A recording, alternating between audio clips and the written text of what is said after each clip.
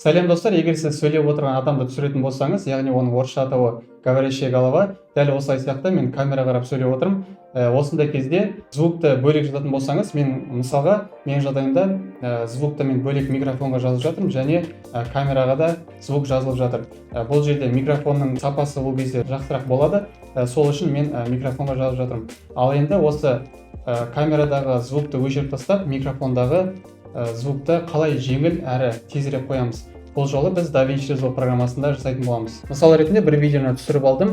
Ол кезде мен бір уақытта телефонға да және микрофонға да звукты жаздым. Мына кадр және телефонға жазылған астындағы аудиозаписі, ал мына микрофонға жазылған аудиозапись. Қазір көріп жіберейік. Достар, осы видеоға лайк басуды ұмытпаңыздар. Дәл осындай сабақтарды жіберіп алу үшін менің арнама тіркеліп алуды ұмытпаңыздар. Неке мынау телефондікі, мынау микрофондікі. Достар, осы видеоға лайк басуды ұмытпаңыздар. Дәл осындай сабақтарды жіберіп алмау үшін менің арнама тіркеліп алуды ұмытпаңыздар. Неке микрофонда қанық естіледі. Мен осы DaVinci Resolve'ды ең басында қолданып бастаған кезде петличный микрофонды телефон арқылы жазып, әрі камераға бөлек түсіретінмін. Яғни камераны түсіріп тұрам, ал звукты телефонның астына петличный микрофонды қойып, оны қалтасына салып, одан кейін мына жаққа шығарып жазған болатын. Қазір кезде көбісі солай жасап жүр. Қазір кезде радио микрофондарда шыға бастады. Бағасы 15-20 мың теңге тұратын, осы жерге қыстырып қойсыз және тікелей телефонның астына жаңағы қабылдағышын жалғап істей берсеңіз болады. Сол кезде бір уақытта сөйлеп отқан кезде звугын жазатын болады. Бұларды қалай бір кликпен сәйкестендіреміз, қазір көрсететін боламын. Мен DaVinci Resolve программасын ең басында қолданған кезде мен астындағы записьті мен осылай әкеліп отыратынмын. Мына ара ішіндегі толқындар бар ғой, қатты үлкейткен кезде көрінеді.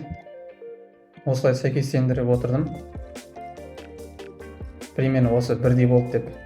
Егер сәйкес болмаса, қайттан кішкене түсіріледі.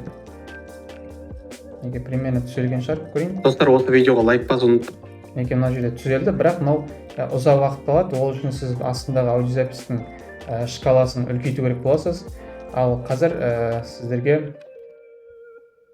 көбісі біле бермейтін, DaVinci Resolve'ды қолданған кезде көбісі біле бермейтін нені үйретемін. Неге осылай кадрды белгілеген кезде кадрмен бірге шыққан аудиозапис бірге тұрады. Және астындағы екі аудиозаписті осылай біріктіріп аламыз, мышканы басып тұрып, және үстіне мышканың оң жағына басып, мына жақта Auto Align Clips дегенді шығады. Соның қасында Based on Timecode, Based on Waveform деген кезде сіздің аудиозапистеріңіз, яғни мына астындағы екі аудиозапис бір-біріне сәйкес келетін болады. Неге бір рет бастым, неге дереу өзі жасап берді. Достар, осы видеоға лайк басуды ұмытпаңыздар. Дәл осындай сабақтарды неге дәл өзі сәйкестендіріп берді. Осы құрылғыны, осы инструментті қолдануды ұмытпаңыздар. Мен ең басында DaVinci Resolve'ды пайдаланған кезде өзім білмейтін едім. Осылай қолмен жасап отыратын едім. Дәл осындай DaVinci Resolve программасы туралы сабақтар шығып тұрсын десеңіздер, достар, осы видеоның астына комментарий жазуды ұмытпаңыздар. Сіздердің қолдауларыңыз мен үшін өте маңызды. Міндетті түрде арнама тіркелуді ұмытпаңыздар. Келесі видео сабақтарды көріскенше сау болыңыздар.